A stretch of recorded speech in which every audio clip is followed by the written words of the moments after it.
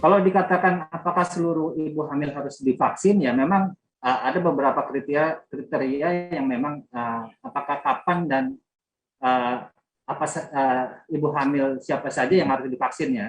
Mungkin ada syarat-syarat tertentu begitu? Ya, kalau dikatakan ibu hamil yang divaksin untuk waktunya sendiri, memang kalau dari Kemenkes atau POGI itu kan memang merekomendasikan pada saat usia kehamilan ibu hamilnya 13 sampai 33 minggu. Kenapa usia 13 minggu? Maksudnya 13 sampai 33 minggu ini maksudnya vaksinasi pertamanya. Karena kita tahu usia di bawah 13 minggu ini merupakan trimester pertama, di mana terjadi yang namanya proses organogenesis atau pembentukan organ janin, sehingga kita menghindari itu.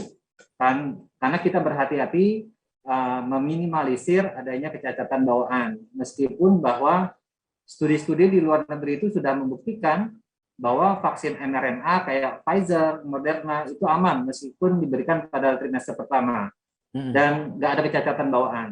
Dan juga vaksin inactivated seperti vaksin Sinovac itu juga sebenarnya aman. Itu sudah lama kita pakai dalam kehamilan kayak vaksin influenza, itu juga nggak ada masalah.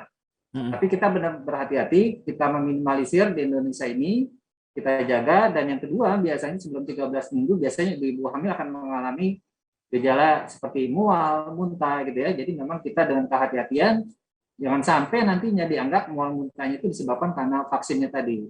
Padahal itu kan memang karena proses kehamilannya. Tapi kalaupun saat itu ya masih dalam kondisi mual muntah yang hebat, ya kita tunda dulu vaksinnya, karena memang waktunya juga masih panjang dari 13 minggu sampai 33 minggu tadi.